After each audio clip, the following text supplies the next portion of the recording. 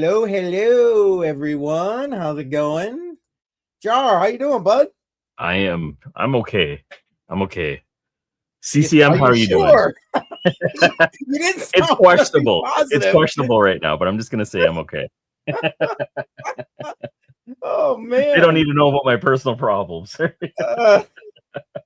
That's okay. Nobody needs to know. Nobody needs to know. Yeah. Oh, that's funny. Hi, everybody. We'll go shout out the chat in a couple of minutes here, but yeah, another Tuesday. Yes, it is. I'm sorry, I got some echo going in the background. My apologies. I'm fixing that. There we go. Fixed. All right. There we go. See, it ain't just you with the problems there, John. Yeah. Camera's working. You can hear me. We're like 50% of the way there right now. That's right. Now we just need something to say. Yeah. Crazy. And we're working on that right now. Matrix Money Tuesday. It's St. Patrick's Day, right? Today is St. Patrick's Day. That's right. I forgot. I literally forgot. Because you know, I no longer go out and celebrate with the green beer. No, neither do I. I think I'm past that now. Unfortunately. I was gonna say I should have dyed this green. It's water. So there we dye it green and call it whatever you want to call it. Yeah. Exactly right. Exactly right. Oh man, so you want to go say hey to everybody? Absolutely. Let's do it. Let's see. Chris V in the house. Welcome, Chris V. And then Chris V Seeker. Oh, yes. It's the same one or not? Let's call it the same person. Yeah. Is it? Okay. I know. I have no idea. I'm just saying that. Oh, okay. And damn it, Dave. Appreciate Dave being here. Hey, Sonny is here. Appreciate you, man. Sonny. Thanks for showing up. And well, now it's a party. And yes, happy St. Patrick's Day. You know, Shuby's got the green beer there. Hand in hand. All right. Happy St. Patty's. Yeah. Good evening to you, Chris. What's that say? Macro meatballs. I like that name. Nice name. I like it. How's it going?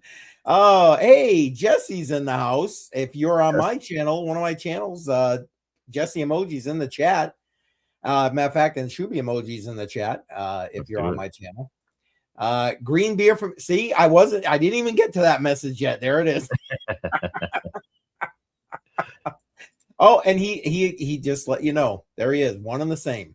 Okay, one and the same. There we go. Good guess. Keep them on both channels. Yeah, can't complain. Yeah. There you go. Well, appreciate everybody being here. And listen, we got a few things to talk about tonight. We actually got a lot of Bitcoin related stuff tonight, and hopefully some interesting things that you'll enjoy when it comes to crypto mining or Bitcoin mining anyway. Not that it's going to be, I think, super profitable for everybody if you decide to go down these avenues, but it would definitely be super unique if you go down these avenues. So there you go. And oh, is that say Marco and I misread it? Oh, sorry, man. Marco, I apologize. Marco Meatballs. I old man eyes. Sorry, man. Sorry about that. My son's name, he's 3 and he loves meatballs. Well, there you go. Can't go wrong with that. Yeah. There you go. And my son likes pizza. Right. Again. Okay. Well, appreciate your opinion. Amongst other things. Yeah. Yes. Yeah. Amongst the government, amongst fiat, amongst everything. Yeah. Yeah. Exactly. And welcome, by the way. Appreciate you being here. All right. Well, shall we kick this puppy off, Jar? What do you think? Yes, we can. Guys, in the chat, as we're going through this stuff, come on. Be lively. Shout out what you're thinking about what we're pulling up here for you. Let's see. What are we starting off with? I think we're starting off with the sad fact that Americans have got to pull a lot of their savings out of their retirement, huh? Yes, sir. That's the one that I got up here first. All right. We're starting with the bad stuff first, folks. Okay. We'll work our way to the positive stuff, but this is where we're starting right now. Exactly. Well, Jar, go ahead, give it the breakdown, and then we can hammer it out. Well, it's a trend that sort of sucks, but it's real and it's what's happening right now. And it just basically talks about the state of the economy It's just people withdrawing from their retirement.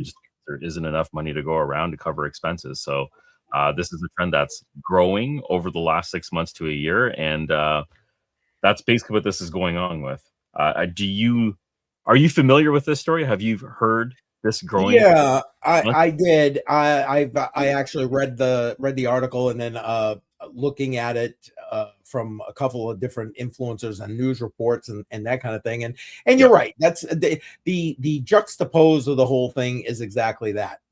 For those who don't know, and Jar, I'm not sure if you have similar savings vehicles in Canada, but here in the US, 401ks is primarily what it's referring to here. But there is also something called 403bs. It depends if the company is profit or nonprofit, that kind of thing. That it's primarily focusing on that Americans that have those type of savings plans can take out what are called hardship loans against their retirement savings. And the idea being that you'll pay it back, but in most cases, you pay it back without having to pay interest like you would if you went to a bank or some other kind of lending institution. Here, you take it out of your retirement savings, you pay it back, and once it's back, you're good to go, and your retirement is back whole again. And we're seeing, according to a Vanguard report, that as high as 6% of Americans, and I know that doesn't sound like a lot, but when you think about how many Americans and workers have like 401ks and 403bs, are you kidding me? That's a staggering number, and they're using it just to get by. It is, in my opinion, a sad state of affairs onto what's going on here in the United States. And I mean, I'm sure other countries have it worse. And Jar, I want to hear the Canadian perspective on this, obviously. But like, holy moly, I can't believe that, and it's just increasing, that this number is kind of slowly ticking up, where people need more and more help to keep up and not drown with what things are going on in the economy. Jar, what's it look like in Canada? And do you guys even have these kind of vehicles? We do. Ours is just called an RRSP. It's a registered retirement savings plan. Okay. And it's very similar. There's penalties. If you withdraw against it, there's a penalty on it. There are loans and different types of sequences that you can use to extract money for short-term gaps, like you might have some financial hardships. I believe that I'm aware of right now is there's still penalties involved when you try to withdraw against it. The 6%, like if we're looking at 6% of a total population, we're still talking in the millions. 6% of the retirement people, that's a smaller subset. So it's still probably around close to 1 million people that is going to be in this position where they're going to have to withdraw just to cover the bill. So no matter how you look at it, it's not a positive sign. We're looking at different things over here to get the economy going. And I know our government has tried several different things and nothing seems to be working. And you can see it in the real estate market. You can see it when you go to the grocery store. You can see it everywhere. So this trend is just accelerating over time instead of decreasing. And Cameron is just coming in here from Canada. Welcome, Cameron. But he said TFSA. So that's a tax-free savings account. So it's an allocation. It's separate from retirement, but it's a savings account that you can have.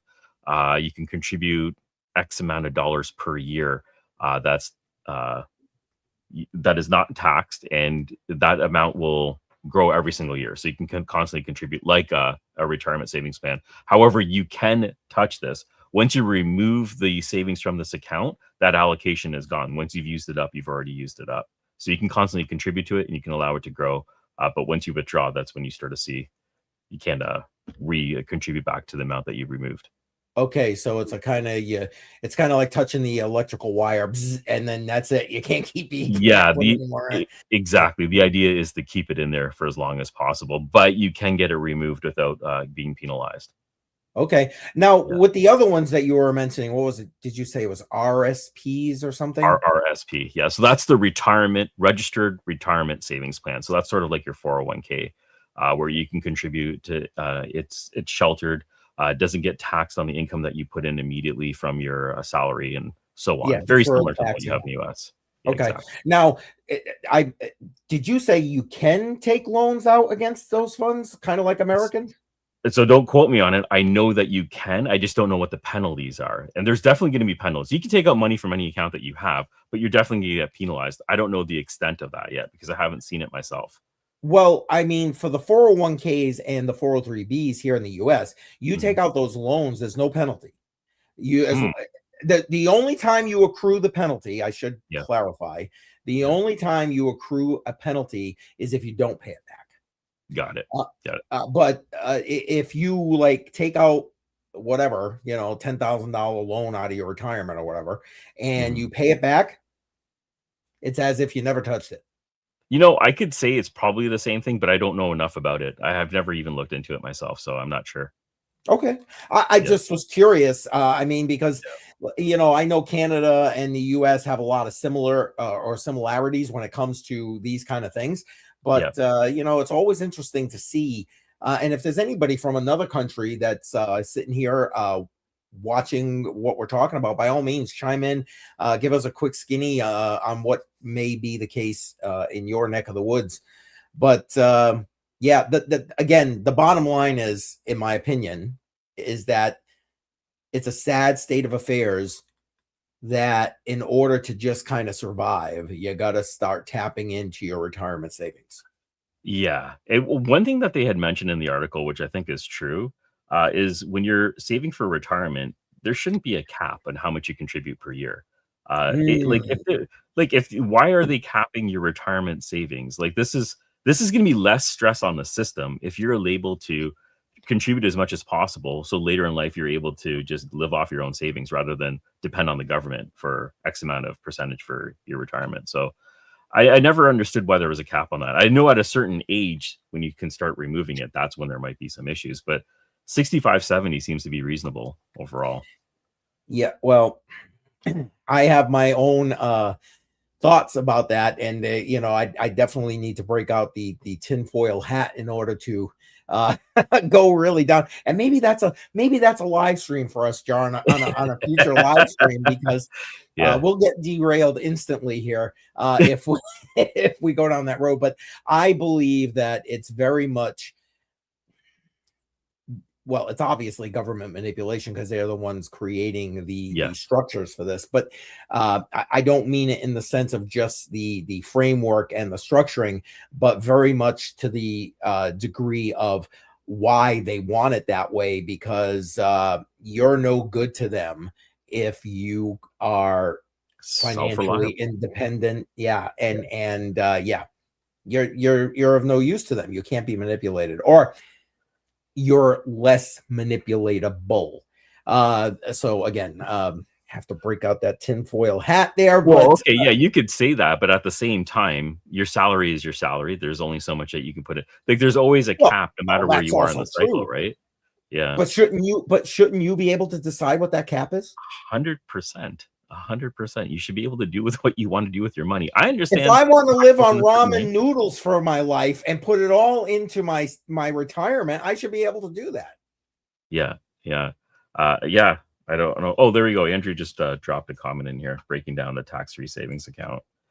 They call it tax-free savings account, so all uneducated Canadians can put all their money in and out of there thinking it's smart. Yeah, but they're really losing it in that window. That's true. Yeah, it's like once you contribute, you have to leave it in this account, and if you remove it, then that allocation and that space has now already been taken. So yeah, Okay, there's fair other enough. mechanisms. Like if you're really good, if you have a really good tax accountant, there is other ways to maneuver the system, like there is in every other country. But yeah, you have to be quite savvy to get around some of the rules, which I'm Yep. not.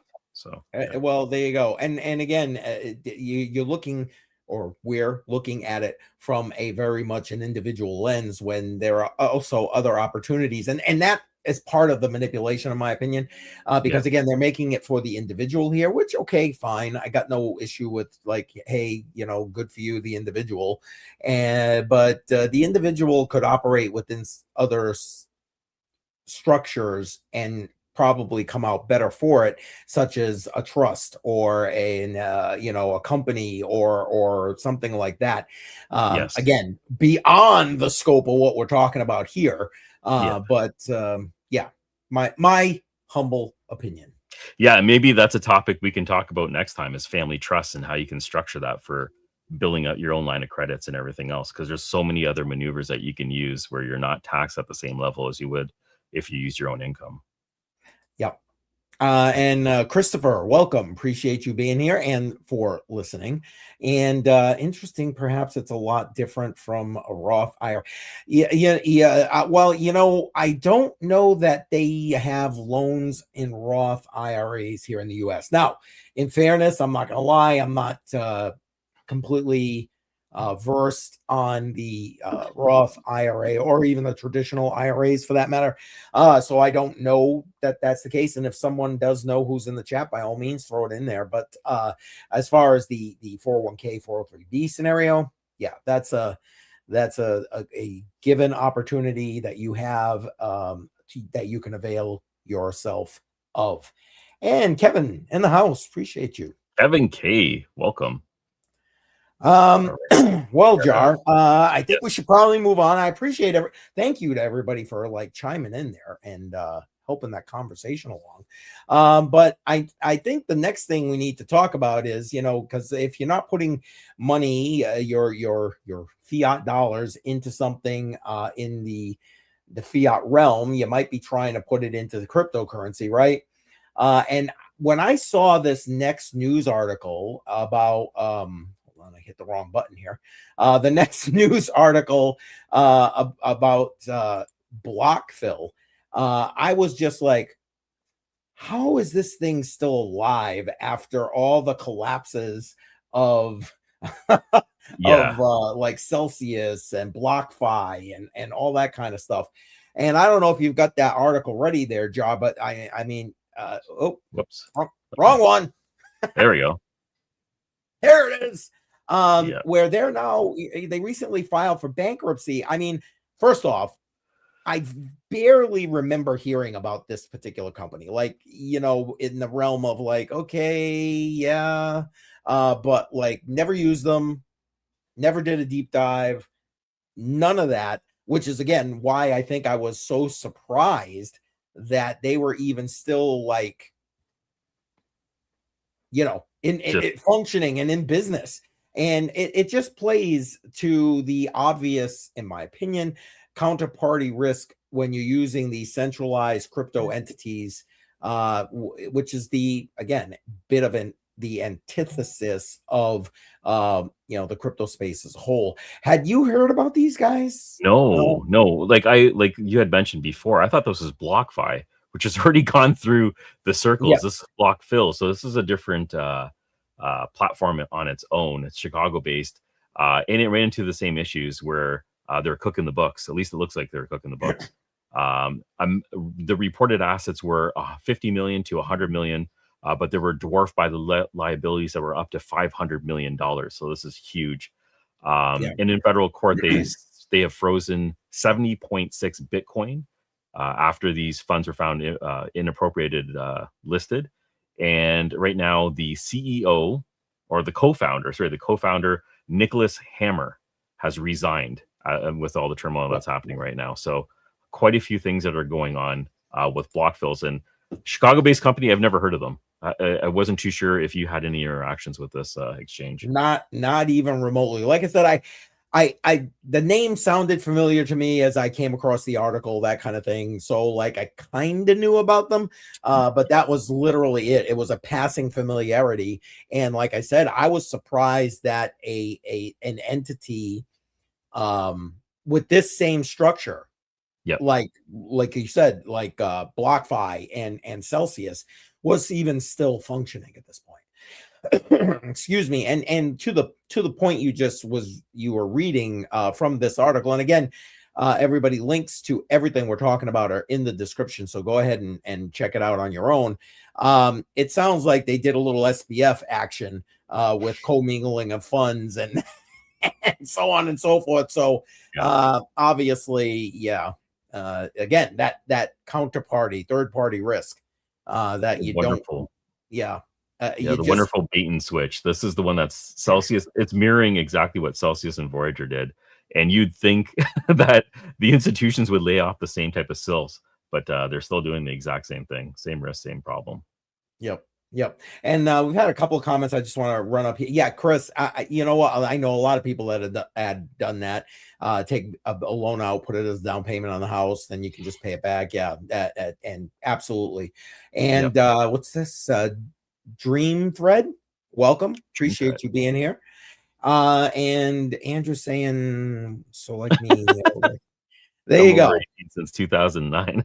Yeah. So basically, yes. I got grandchildren older than you. No, I'm kidding. Oh man, love having you here, Andrew. Seriously. I don't know. The bottom line is, hopefully, no more of this type of structure exists. No more companies with this type of structure exist. But do you think there are? I hope not. We just found out about one. There might be a dozen more. Who knows?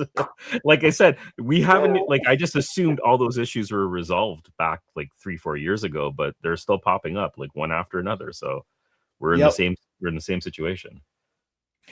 Oh man, and I was gonna say there are no like Canadian specific ones, are there? We had Quadriga X. Yeah. That was one of the main ones that went down. That was the OG exchange, one of the first ones to crash and burn heavily. But we haven't seen that. Well, I want to say that we haven't seen it since. We're extremely like 2018, 2019 that there was a problem with them, I think, if I remember correctly. Yep, that's correct. We haven't seen anything recently. We're heavily regulated over here as well, so I'm just gonna assume that's the issue. Well, actually, sorry, that's not the issue. Maybe that's the reason why we haven't had that issue. They see, okay. 1970s. Okay, that's a little more reasonable. You're still younger than me, but that's a little more reasonable. Me and Andrew in the same range. There you go. Oh man, that's funny. Well, I don't know. I guess for those people who are in the crypto space who have been around for a while and have seen stuff like Celsius and BlockFi, I would hope that you wouldn't commit your funds to that type of thing again when you have other options available to you, especially in the DeFi space. Although as long as you're not trying to buy $50 million worth of Aave on a DeFi exchange and it costs you about $36,000 per Aave. But anyway, not to get way off track. Oh, that was brutal. Did you see that? I saw that. Yeah. I mean, I don't think we're really going to talk about that today, but I saw that. We actually talked about it last night, BC, Bedell and I, but it was like, are you kidding? I mean, I get it. You click the button that says, okay, I get it, slippage, yada, yada. But man. Okay, so I'm not in a position where I have millions of dollars to exchange. But I would do it in smaller batches. Wouldn't you think smaller batches would make sense just in case a situation like that would arise, right? Yes. Yeah. But again, I don't know. I ain't got. You're right. I don't have that kind of money to burn. It could be pocket change to them. Yeah. Or you could just be like, who was it? Kevin O'Leary, who had his wallet hacked for like almost $1 billion or whatever. Well, that was Mark Cuban. It was Mark. No, Mark Cuban. That's right. Don't be Mark Cuban. That was my headline. Yeah, don't be Mark Cuban. There we go. There we go. Thank you for correcting me. Oh man. Well, listen, we're gonna keep moving on here, and we're gonna move to centralized exchanges a little bit. And I saw somebody put something about centralized exchange right here.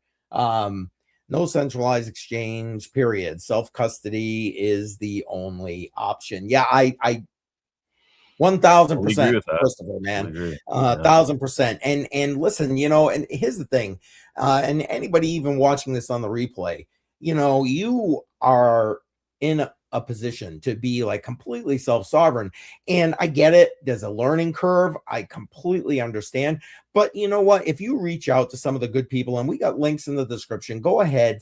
Any one of those people, if you reached out to them, I guarantee you they would help you or direct you to someone that could help you to get yourself self-sovereign. Just 100%. Yep. Just saying. Anyway, but to that end, we're going to talk a little bit about Coinbase right now. So I'll let Jar bring that up and then get us going here. Oh, and what's this? 50 million to 30. Yeah. And they gave him back, like, I think it was $400,000 in fees, which first off, it's a DeFi exchange. Why are you even doing that? You know what I'm saying? Reputation. Well, but you want to know what? I mean, I guess I get it, but I don't know. I really don't. You got to be a big boy. Wear your big boy pants. And losses for life. That's awesome. It's like, seriously though. So anyway, sorry, I just saw that, so I wanted to bring it up. And Slick, welcome. Appreciate you being here. But anyway, I'm sorry, Jar. I interrupted you. So you want to give everybody the skinny on this? Yeah. So basically, what happened is there were some accounting practices that took place at Coinbase, where they were shuffling around some Bitcoin, and it triggered quite a few heat maps or radars or what people are using to watch activity with Bitcoin, because these are basically older wallets that haven't been touched in a long time, and when crypto gets moved from one wallet to another, it sets off flags for a lot of different people. Coinbase was shuffling around some wallets, and they moved probably one of the biggest amounts that's been seen on the blockchain in the recent years. It was over $68 billion worth of Bitcoin, which is moved from wallet to wallet. But what it really seems to be is just an accounting thing on Coinbase's side. Nothing was sold, at least that I'm aware of. Nothing was sold. And I believe there was some panic selling around this move, but hell yeah, everything's recovered since. Well, somewhat recovered since. Listen, and you bring it up, like there's these analytics that are following and groups that are following these wallets, and hey, double thumbs, man. Good for you, and glad to see that kind of thing is happening, right? But you're reporting this out there, and then what does that do? I mean, you got a bunch of people who start running around with their hair on fire, and then the next thing you know, you got a bunch of to do for nothing. I mean, what was it, Jar? Like 2-3 days ago, maybe there was reporting because BlackRock moved a bunch of Bitcoin over to Coinbase and so on and so forth. And again, like you said, this affects the market. It affects the liquidity and all this other kind of stuff. And I don't know. It's a good thing and a bad thing. It's a good thing because you can see it happen. It's on the blockchain. People are able to see these transactions, which you wouldn't see if this happened in a private institution. But because it's on the blockchain, we can all see it. Bad thing is just because they're doing some accounting rigmaroles, everyone's going to freak out and wonder why $70 billion is being moved around. It's moving. Why is it moving? Yeah. So I would, if I personally saw that, I might freak out a little bit as well, because why is that kind of like moving around? So yeah. And I get it, like I said, to a degree, it's one of those necessary evils. But I think that we as people in the crypto space need to be cognizant of the fact that, especially for exchange wallets, that kind of thing happens a lot, from cold storage to like hot wallets, that kind of thing. In order to make stuff happen, and never mind anything OTC. You know what I'm saying? So I don't know. There could be institutional buying. There just could be things being lined up right now that could happen. We're in a position where a lot of people want to scoop up some Bitcoin and Ethereum and Solana because the market's so low. So you say that. Yeah, you say that, but the next article we have is Arthur Hayes saying, "I don't want me no Bitcoin right now." Yeah. Now I don't know if this is like sell the news, right? But it sort of sounds like it. Basically, in this article, Arthur Hayes is stating that this is a no trade zone, and he doesn't believe in purchasing or selling right now. It's the HODL game. Even though it's low and he thinks it could go even lower, typically you would DCA in. He believes that there is going to be a trigger where the Federal Reserve is going to print God knows how much they're going to print. And that would be the real buying and selling opportunity, because we should be seeing some heavy action from there. What do you think about this, CCM? Well, I mean, I think Arthur Hayes has enough money that he doesn't really need to do anything but sit on his butt. But beyond that, I mean, I don't know. I don't disagree that like the U.S. is going to increase the money printer, the speed of the money printer. I mean, it's going to happen. Now, I don't know that, or I hesitate to say that it's going to happen in short order, I think, or in the shorter time frame that he is thinking. Again, we have the Fed speech coming on Thursday, right? Is it Thursday?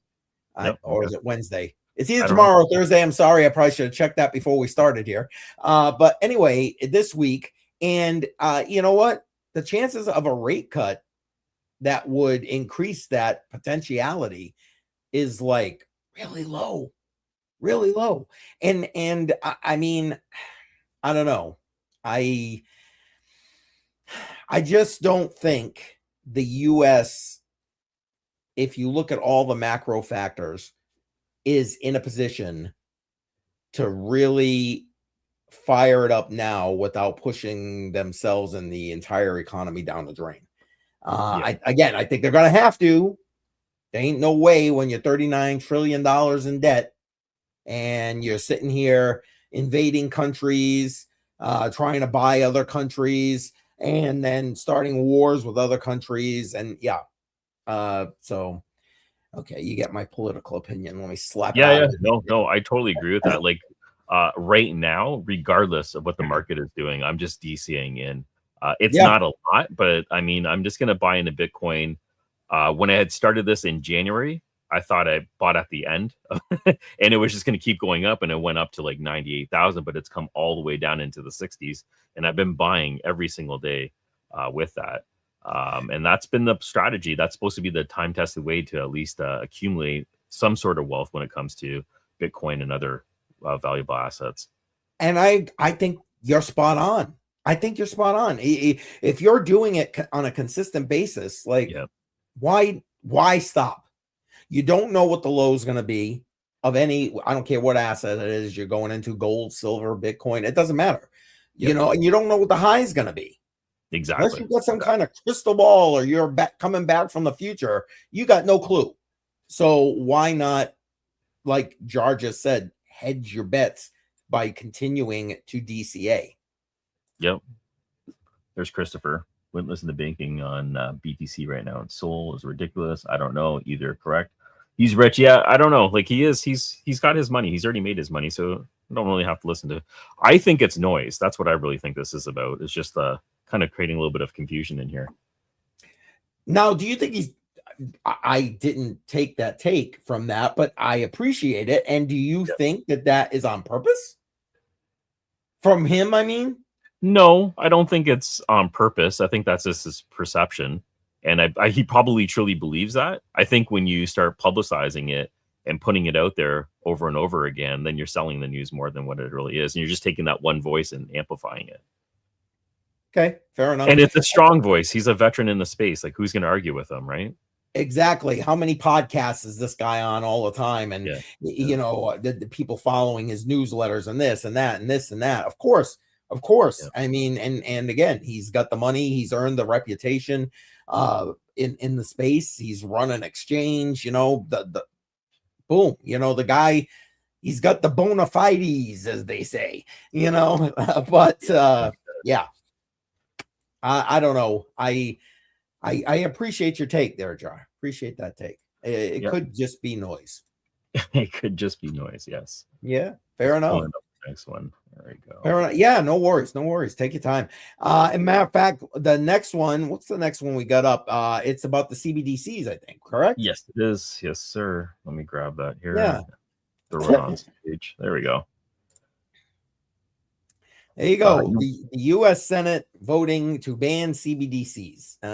The pretty much the headline is the thing. Man. Bite your tongue. Bite your tongue. There you go. I have so much in the way of disdain for what's going on. The Genius Act, you know, the cryptocurrency space applauded the Genius Act. And I guess as a whole, okay, it's nice. It gives the banks and regular other entities the ability to be able to access stable coins. All it did, in my opinion, again, and this is where I kind of like, laugh at that headline right there. It is like, okay, they've done two things, because that I'm conflating these two together. Okay, I'm combining these two together. The Genius Act, in my opinion, already created the framework for CBDCs. It just did. The way it's written. We have CBDCs. They're just going to come in the back door and bend you over the table. They're already here. That's what's going to happen. And I encourage anyone who's actually read the Genius Act to come and talk to me about how I am incorrect. Please do. Okay. That being said, this right here, because of the executive orders that's been written by Trump, because of the bills that have been placed in Congress about CBDCs and banning CBDCs, what they did wasn't even a ban. They basically kicked it down the road until 2031. Exactly. When he's no longer president and somebody else takes office, and then they can sneak it in. And this is a year into the term on top of it. Yeah, it's like it just gives them the opportunity to be able to issue a CBDC. And make no bones about it, folks. Okay, I've been talking about it for years. The US has been working on a CBDC for a long time. I've shown articles and other proof that they've already tested it in the system, already connected with the central banks, already connected with the Visas, the MasterCards, all that kind of stuff has already been done. Those railways already exist. Yeah. The only reason that they're not pulling this front and center right now, I'm just gonna pull this out of here because just looking at it is aggravating the shit out of me. Anyway. The only reason that they're not pushing this right now is because, in my opinion, like I just said, they've already got it set. They're just going to use privately controlled stable coins to be CBDCs. And but they've left, by doing this, kicking it down the road to 2031. They've left the door open for the Fed to be able to come in and, you know, maybe have to issue that UBI in the form of stable coins issued by the government, officially issued by the government. Bottom line is, as an American, it pisses me off. As somebody in the crypto space, it pisses me off. And to think of the potentiality of what could happen when they decide to utilize it, because it's not an if, it's a when. Yeah, true. Yeah. What that's going to mean to my kids and grandkids. Okay, I'm going to take a drink now. Go ahead, Jar. Save me. Yeah, no, I'm gonna wind you up just a little bit more, because this bill is not just about CBDCs. They've also mixed in housing policies. Like, is this common where things are constantly collected and put into the same bucket? Like, you can't really argue the entire bill because it consists of many other components. So this isn't a CBDC bill. This is a bill that contains CBDC, housing policies, and a few other things. Is that right? I was staying away from that on purpose. I was staying away from that on purpose. Yeah. And it is one of the things I hate most about the way Congress does business, especially over the last few decades. This was much less common back in the day. When I was like, let's just say a toddler, and this was a lot less of a thing. Did it happen? Earmarks, all that kind of thing? Of course it did. But it seems like it is the only way to get legislation through nowadays. They tie something they want to force through into something they know they can get some traction on. Yeah, housing. Sneaky, very sneaky the way to do that, right? And what I hate about the way they do business, hate it with a passion. It should be a single bill, voted on its merits, end of story. Right. And for those of you who are in the space, you guys know who John Deaton is. But for those of you who may be watching this on a replay or something and you're not familiar with him, he is the crypto lawyer that helped out the XRP army when the XRP was being sued by the government. He helped the retail end of investors, and here we are now, where he was running in the last election cycle here against Elizabeth Warren, trying to unseat her as she was trying to create an anti-crypto army. He one of the things he was running on was this single aspect bill voting. None of this crap like we're seeing with what Jar just pointed out. That's still happening. Yeah. Jar, you got my blood pressure up. Yeah, I know. I was trying to. I can feel the veins in my neck right now. I can't. Does that happen in Canada? Yeah, they do it, but not to the extent that happens in the US. So there is a little bit of overlap with some of our bills, but most of the time, at least the ones that I've paid attention to, and I haven't paid attention to a lot of them, seem to be hyper focused on a subject before they start intertwining with other things.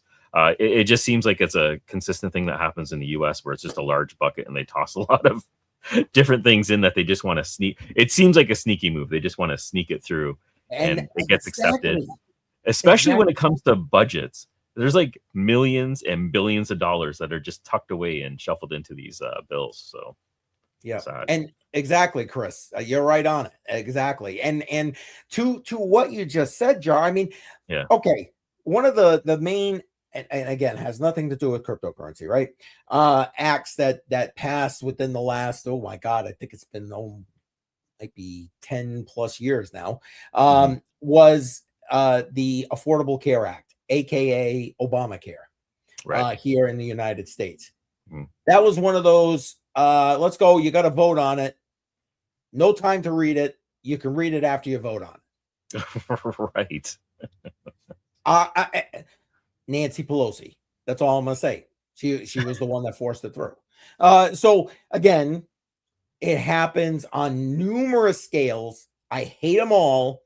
And that's why we need term limits everywhere in government, quite frankly, because these people are too entrenched, got their pockets getting lined, and yeah. And it just is.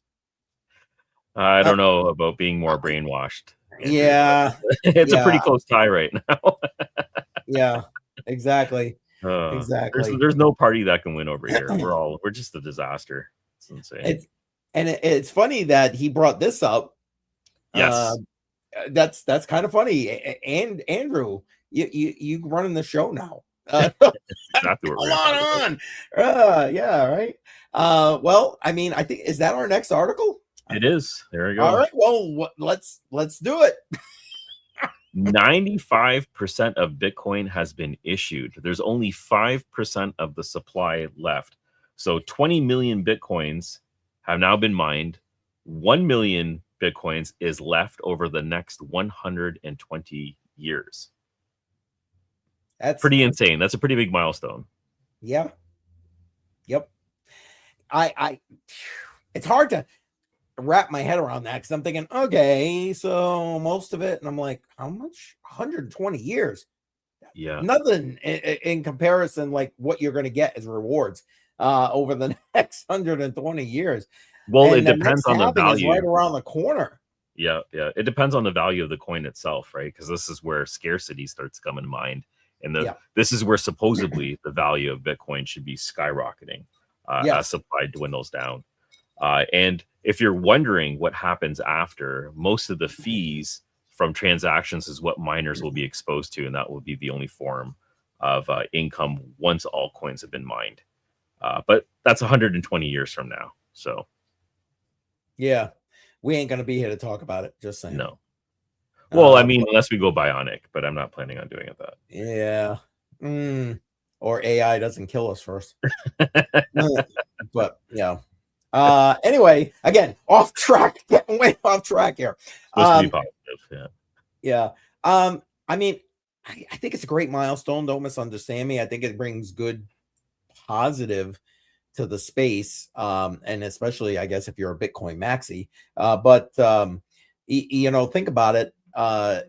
It proves the case for Bitcoin in particular, cryptocurrencies in general that follow a similar emission type of schedule, and the fact that they become deflationary over time versus our current fiat systems. I don't care what country you're from, they operate by complete inflation. So yeah, but the problem is they did a good job. The Fudsters, I'll just put them all in one bucket there. Yeah, the Fudsters. Yeah. Not the Fuddruckers. You can go to Fuddruckers on your own. The Fudsters, and with, you know, because people who aren't really in the crypto space still think crypto is like destroying the environment. They think crypto is for criminals. You know, I had that conversation. I'll go with conversation with somebody in a live stream who was like touting so much of the old narrative that has been completely like debunked, by the way. But like it obviously still permeates society who may want to even potentially dip their toes into crypto. Your thoughts on that, Jar? What are your thoughts, man? Yeah, I'm kind of echoing the same thing. So there's a few different ways to look at this, right? I want to stay positive, and I want to look at this from the lens where scarcity is everything, and this is the new form of currency, and this is going to be the way we're going to be transacting in the future. And maybe Bitcoin isn't the one, but it is the dominant one, and we'll build from that. I see a lot of just positive factors looking at this being the cornerstone of the entire space right now. So I just want to keep things positive. That's the way I'm going to look at it right now. No, and we have to. And here you go, to that end. I mean, Andrew's not wrong. Get your Bitcoin and whatever other crypto it is you're holding into cold storage. Absolutely. And the timeline, you're probably pretty spot on there. Now, the Social Security thing, I just got my Social Security. Hey, you're old enough now to get your money. It's going to start paying out if there's anything left. Yeah, exactly. Exactly. Yeah, man. Anyway, we'll see what happens with CPI. And then you wonder why I sit here trying to teach people about cryptocurrency and sound money. And there it is. Holy cannoli. All right. But listen, there's more interesting things with regard to Bitcoin and Bitcoin mining and that kind of thing. And man, am I about to lose my computer? If I bounce off here for a second, guys, I'll be back. But Jar, go ahead. We have a new water heater, and this is a Bitcoin miner. So the appliance itself, I think there's a cost for this, and I have to pull it up. But what it does is it's actually going to be a water heater. It's going to mine Bitcoin, and it'll offset the cost of your bills over time. Maybe not right away. If you give me a second, I'm just going to try to find. Oh, there it is. It's a $2,000. Yeah, I was about to say it's $2,000. Yep. Trying to find out what the price is. But this is an interesting way. You're going to have to get a water heater in most cases, especially up here in Canada. Water heaters are not $2,000. This is probably closer to double the price, but I mean, if it's going to pay for itself over time, it seems like a pretty good investment. But then you also have to factor in the cost of electricity. I didn't get the specs on it, so if you give me a second, I'll get the specs on it because the hash rate would matter. Yeah, no, I thought I saw her. Yeah, by all means, go ahead and look it up. I forgot what the hashing was on that, but anyway, to me, these kind of things, again, I'm not looking at these type of appliances, and we're going to show you a couple more things in a minute, but these things aren't necessarily, in my opinion, for primarily mining Bitcoin. This is like, listen, you're going to be spending electricity to heat your water heater anyway. Why not spend the extra money to embed a Bitcoin miner into your water heater? And while it's doing what it does anyway, guess what? You're earning some sats. That to me makes a lot of sense. It's practical utility, in my humble opinion. Were you 120 terahash. That's what it is. Okay, 100, which I mean, I'm no miner, but that doesn't sound like a whole comparable. I'm just checking what it's comparable to, like an S21 XP, maybe. Not really sure, but just looking it up.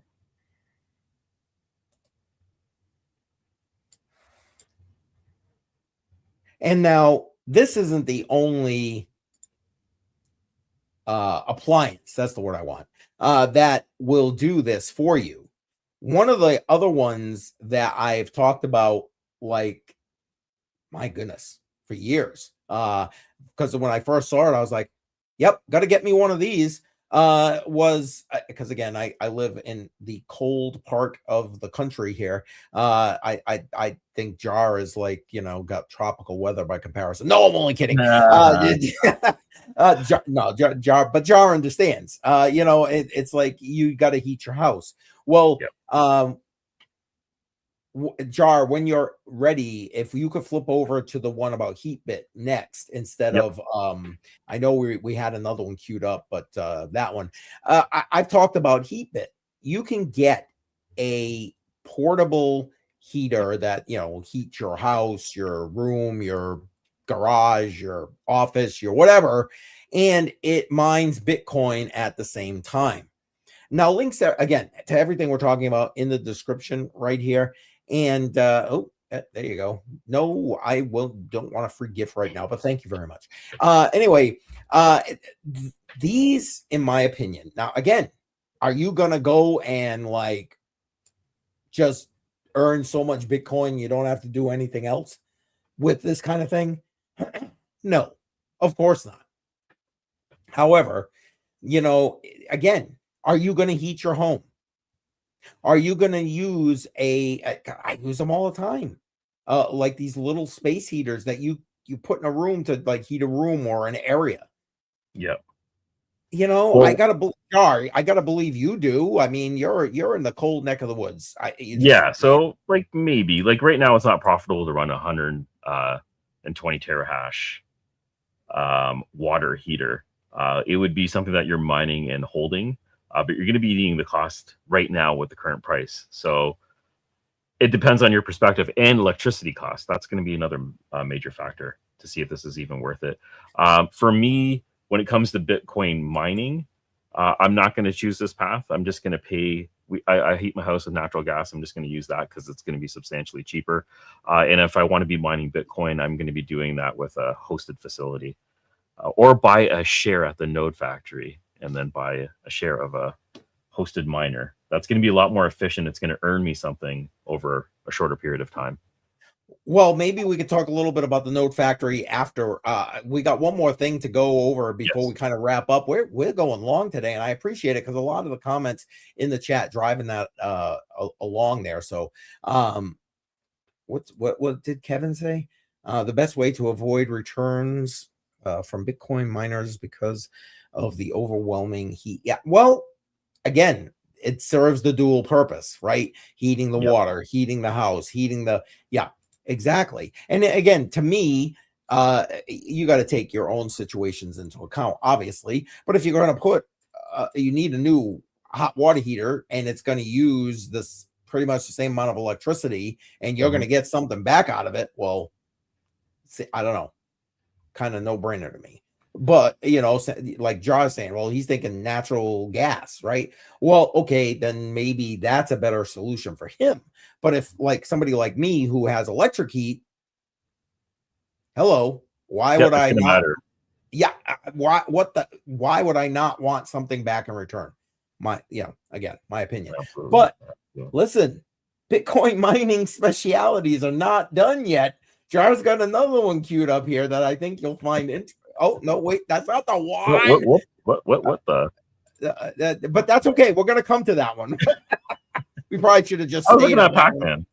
We like Pac-Man. No. The watch. The watch. There we go. There we go. Yep. Because you listen, you want to mine and you want to do it with your watch. Boom shakalaka. There it is. You can do that. Again, are you gonna go and get rich mining with your watch? No. But I do like the fact Jacob watch. Come on, man. It's gonna appreciate over time. it may, and I was gonna ask you to scroll down because I think they have different designs a little bit I mean, look at it. It's, I don't know, it's pretty. I like it. Can't afford it, but I like it. That is insane. Okay, this is a huge. Yeah, and there's some of the other designs right there. So there you go. That's crazy.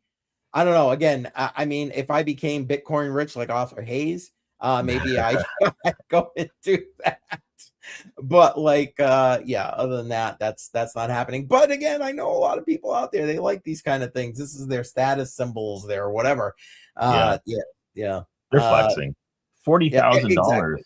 Jeez. Okay. $40,000 for 1,000 terahash. Yeah. Okay. Yep. Like I said, you ain't gonna be rich, but you know, again, are you wearing a watch anyway? Can you afford it? I saw it. I thought it was interesting because we're talking about a lot of other options. Ja, what do you think? Are you going to be buying one of those? No, not anytime soon. Not anytime soon. I'll skip. Oh shit, that was funny. And you know what, Ja, let's round off because we said we started off crappy.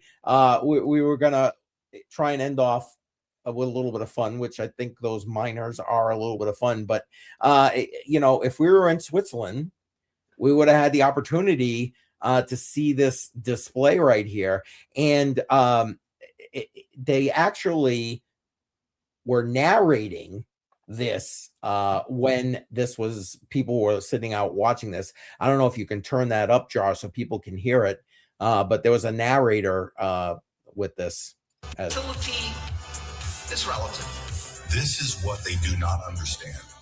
They see a ticker on a screen. We see the most secure savings technology ever invented. They think it's just another asset in their portfolio. Volatility is relative. There you go. This is what they do not. And that about sums it up, right? I mean, that's exactly what people think. Or they think, again, it's for scammers, it's for thieves, it's for whatever. But like, I thought that was interesting. It's for everyone. Yeah. I thought that whole and the drone thing. I mean, that's awesome. That's awesome. Yeah, they're getting very creative with those. Yep. I don't know, Gerard. Did we cover everything we were supposed to talk about? I think we did. I think we did. Wow, that went a little bit better than expected. I'm happy about that. After me deleting the stream last week. Yeah.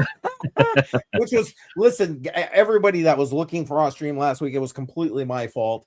I had, well, let's just call it a senior moment, and completely forgot about the stream, and caused Jar some stress, and in the stress, mistakes. Let's just say mistakes were made, and we had to rebuild it to do the stream. But that's okay. It's okay. We're together. We're back at it. We're back. Yeah. Well, okay. We're back until next week. Oh yeah. So next week we're off, right? We're yes. I'm actually going to leave the country for a bit, so we're taking a week off. And then There we'll be you go. back on the 31st, Tuesday, March 31st. That's right. Yeah. So what do you got going on this week with your channel, CCM? And listen, 1000% right there. And welcome, by the way. What have I got going? Oh my goodness. The usual stuff as always. Obviously, I'm working on my Crypto Mindset Minute series. Friday night, Crypto on the Rocks. You can't ever forget about that. Crypto on the Rocks, folks. Come by, have a drink, shoot the crap. Appreciate all of it. And oh, there you go, Jar. I'm sure Kevin K, thank you, sir. Add memberships. Yeah, I should add memberships. Safe travels. Thank you, sir. Appreciate it. I'm gonna be. Oh, sorry. Go ahead. I'll talk. No. Go ahead. We can sit back. Go ahead. I'm gonna go live tomorrow at 1:30. I was just gonna let Kevin know because he was actually asking me about tools, about new apps for the Seeker store, and how to find them. I found some tools. I'm gonna be sharing them on the stream tomorrow. Just so you know, Kevin, it's called Denario. It's an app that you can find in the Seeker store, but their website actually has a lot of analytical tools where you can select different apps and when they're released. So I'll be sharing that tomorrow at 1:30. Sorry, CCM, go right ahead. No, not at all. I mean, that's pretty much it. And then rotating back through to the normal stuff next week. Now, listen, for next Tuesday, currently what I have set up is I put together a best of Matrix Money podcast video, have it scheduled to air at our normal time next Tuesday night. It's not long. It's about 20 minutes long. All of our guests are on there, and a lot of good stuff from Jar and I. So if nothing else, make sure you tune in and watch that. You'll see it pop up in your feed if YouTube does its job. And anyway, yeah, so that's what's going on with that. But Jar, one other thing you had mentioned earlier about the Node Factory. Is there any updates or whatever you want to give to everybody with regard to that? Yeah, I wish I could say that there's some exciting news, but the way the market is right now, Bitcoin is it's marginally profitable, and Doge is really the only other thing right now that's worth mining. So we want to push more ASIC miners, but the market is dictating what we're doing right now. So we're in a holding pattern until things pick up a little bit. It's been promising over the last couple of days, but we don't know how long this is going to last, right? It could just go back down into the crapper again. So as for the Node Factory, no major updates right now. Okay. What about anything else you got going beside that? I know. Yes, CCM. I got a couple things to talk about. I've been trying to hit level 4 with my Seeker phone. I know you don't really care about these Solana devices, but I managed to hit level 4, and it took a lot of work. So if you're going to this is all for 10% allocation, or a portion of the airdrop that's going to be coming out for season 2 is a portion of the 10% that's going to be released, hopefully in the next month or so. But I finally hit level 4. I have some techniques that I was using, but the effort and the payout, I don't know if they're equal or if it's going to be beneficial to some people. But I'm going to be sharing that tomorrow during my stream called the Mainnet, which is 1:30 p.m. Eastern Standard Time. We're going to go over a few things. We're going to go over some dApps. There is a new free NFT or SBT that you can mint on your Seeker phone. I'll be talking about that as well as some other tools. Like I had mentioned to Kevin just right now, there is some more analytical tools, because since the last airdrop for Seeker holders, it was a massive one. It gained a lot of attention. And the developers got a huge chunk of that release. A ton of more apps were created during that time. So it went from 150 apps to over 650 apps in a course of just a couple of months. So there's been an explosion with that. And future airdrops will have to also be split up amongst these groups. So that's why I don't know how beneficial it is. But there's some analytical tools that you can use, one from Denario, where you can filter down the list and see what was recently released and filter it by category to also see if it's an app you're even interested in, and filter it by rating, which is another nice tool to have. So you can keep filtering it down, and then you get an optimized list of something that you might be worth your time trying. And that's what I'm going to go over tomorrow, as well as just some new dApps that I've been playing with. But that's sort of what I'm looking at right now. Well, that spawned two questions for me. The Yes, first go ahead. one is you were talking like you're not sure if it's worth the effort is worth the output right now of what you're getting. Yep. Now, is it Seeker you're getting, like Seeker tokens, or is it Soul? So it's the Seeker token, which is doing remarkably well considering the market. So this is a token that is designed specifically for holders of the phone. It was released for them, although it's on the markets and it's openly available. But the airdrop was specifically to benefit the holders, and it was one of the biggest airdrops I've ever seen. So there was people that made up to upwards of $40,000 for this airdrop. Yeah, And I there's a know. large chunk of people that was the bucket that I was in that was making about $4,000, which is that's pretty nice, right? The phone cost. How much did the phone cost? I forget how much the phone costs now. It's a few $100, but if the payoff is a few $1,000s, it's totally worth the effort. But that airdrop was the airdrop allocation, according to the tokenomics, is 30%, and 20% of that was already released. So there's only 10% left. 10% for all the future seasons. So that's just getting divided up more and more. And the benefits may not necessarily be there. So that's what I'm going to be digging into as well. Because I'm a nerd and I'm going to be using this phone all the time for content, but not everyone has that kind of time to put into a phone. Like people have jobs and families. Like how much time do you really want to dedicate to installing apps and doing trades? And the trades are not free. Like I'm shorting Fartcoin right now just to see what happens. And I mean, like these are the things I'm doing right now for entertainment, but yeah, we'll see if it's worth it. Well, now the other piece of that question was do you looking at it through like with the lens like most people look at Bitcoin, like HODL and hold it for the long term, would it be worth it, do you think, in the long term, like hodling Seeker? So not financial advice. In my perspective, I think it actually is worth holding on to for the long term. And I would only allocate a reasonable portion to that. They have some very aggressive steps that they're taking right now to grow the ecosystem. And they've been very successful in a short amount of period of time. They've only released 2 phones.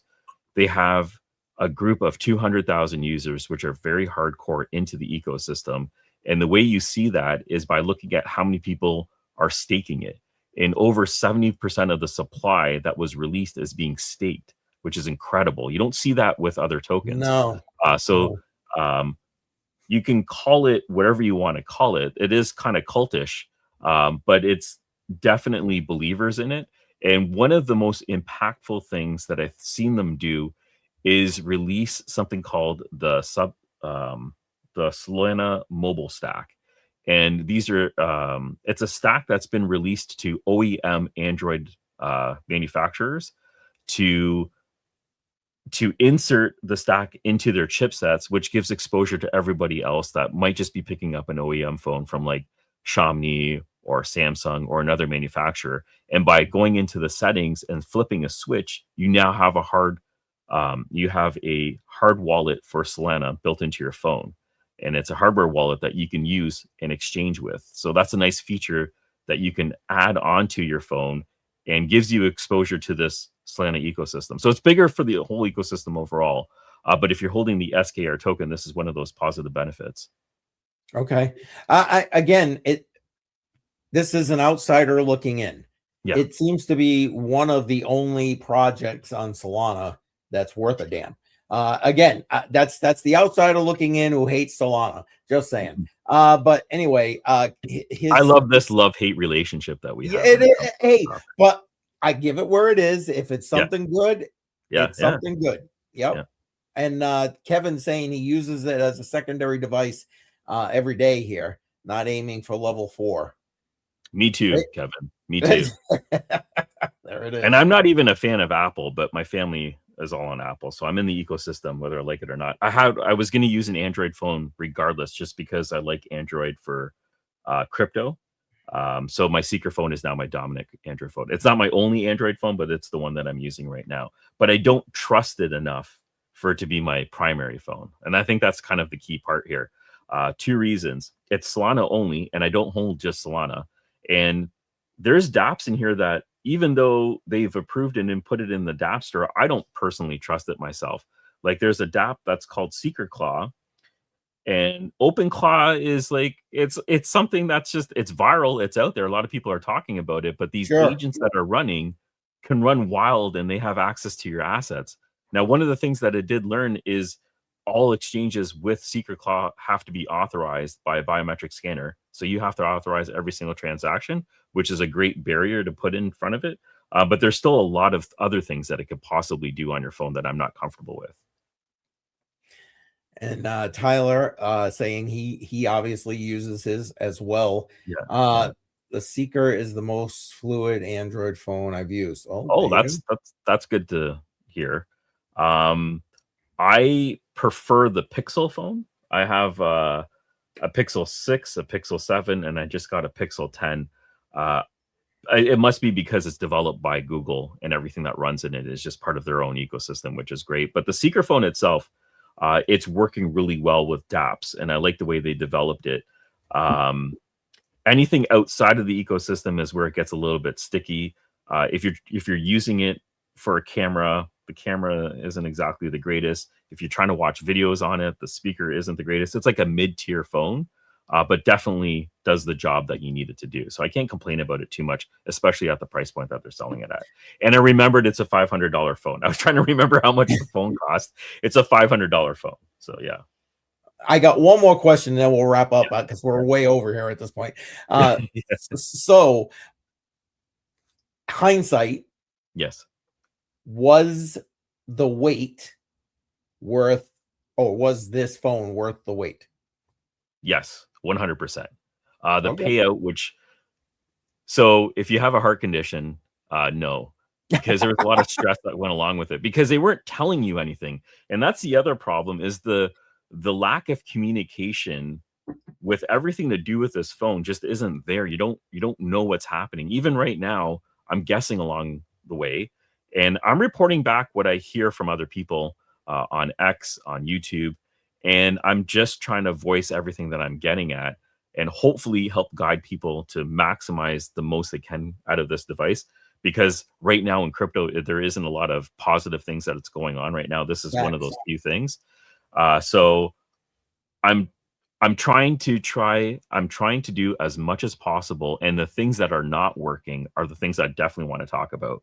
So you avoid them. So you don't repeat the same failures that I have. And that's part of like what a lot of my videos are when it comes to the Seeker phone. But is it worth it? To answer your question, yes, it was completely worth it. It was like a 5x return on the investment. Okay. There you go, folks. So now you want more info, you got to join Jar tomorrow live at 1:30 p.m. 1:30 p.m. Eastern Standard Time. That's correct. Okay. All right.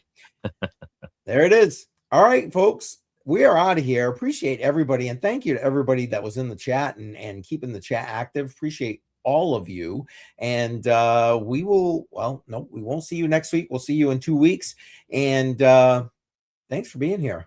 Yep. We'll see you on March 31st. Thanks, everyone. All right. Have a good night.